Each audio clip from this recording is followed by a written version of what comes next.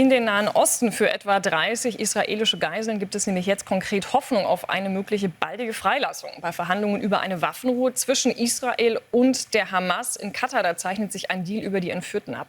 Und US-Präsident Biden ließ bereits verlauten, man sei auf einem guten Wege und auch einen Plan zum Wiederaufbau von Gaza will Washington noch heute vorlegen. Peter Niemann mit den Einzelheiten. Für viele ist es eine gute Nachricht. Schon bald könnten wieder israelische Geiseln freikommen, die seit weit über einem Jahr in der Gewalt der Hamas-Miliz sind.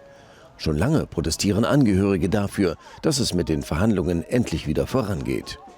Jetzt gibt es bei den Gesprächen in der katarischen Hauptstadt Doha offenbar einen Durchbruch. Die Vermittler haben Israel und der Hamas einen Entwurf für ein Abkommen vorgelegt. Auch der scheidende Präsident der USA sieht sich fast am Ziel.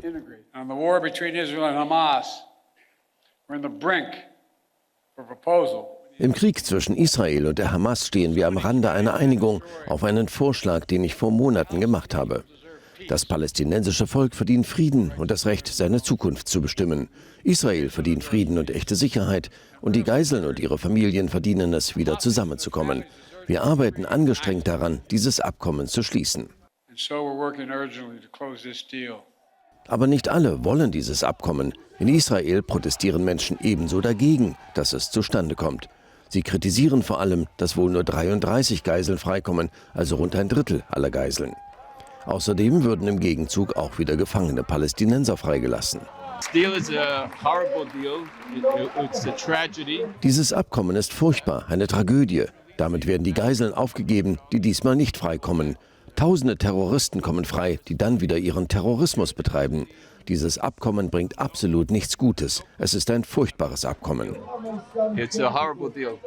Aus Sicht der Vermittler in Doha ist das Ziel aber fast erreicht.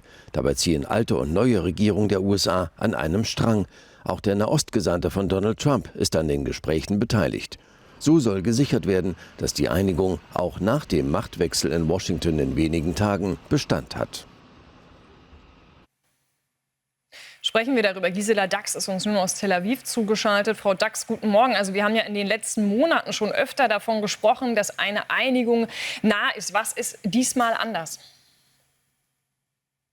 Ja, guten Morgen. Tatsächlich muss man vorsichtig sein, nach Erfahrung. Man hatte schon so oft angekündigt, jetzt wird es endlich soweit sein. Aber in diesem Fall verdichten sich wirklich die Nachrichten von allen Seiten, dass man einen Durchbruch erzielt hat. Und heute Morgen in Katar gibt es die letzten Verhandlungen über weitere Details zwischen dem Sonderbeauftragten von dem amerikanischen neuen Präsidenten Trump, dem israelischen Geheimdienstchef und dem Premierminister von Katar, um letzte Details noch zu klären.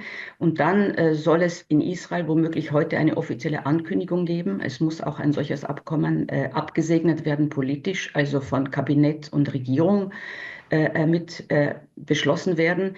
Und wie es gerade eben so schön hieß in der Reportage, es gibt auch Widerstand. Man geht aber eigentlich nicht davon aus, dass Netanyahu, der Premierminister in Israel, das nicht durchbringen würde. Also das sind im Augenblick das ist die Lage, wann es dann losgehen würde. Es muss auch dann noch 48 Stunden Zeit sein, damit das oberste Gericht gegen möglicherweise Klagen da gegenüber entscheiden kann. Und dann käme es zu einem Waffenstillstand. Und am ersten Tag des Waffenstillstands würden dann 3 Geiseln erst einmal freigelassen werden. Also alles ginge sehr, sehr langsam, bis also diese ersten 33 Geiseln, man weiß davon auch nicht, wie viele tatsächlich noch am Leben sind. Es handelt sich dabei vor allem um die sogenannten humanitären Fälle, wobei natürlich mittlerweile alles humanitäre Fälle sind nach so vielen Tagen. Aber unter diesen erklärten humanitären Fällen sind es Frauen, Verletzte, Kranke und über 50-Jährige und Kinder, soweit die dann noch dabei sind, die freigelassen werden sollen.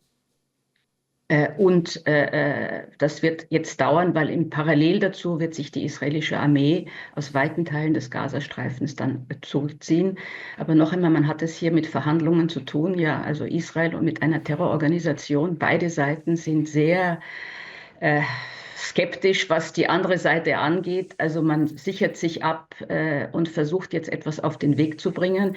Nach 16 Tagen, wenn die Dinge erst einmal angelaufen sind, soll dann verhandelt werden über den zweiten Teil, also über die verbliebenen Geiseln, die dann immer noch im Gazastreifen sind. Also es wird alles sehr vorsichtig und langsam vorangehen.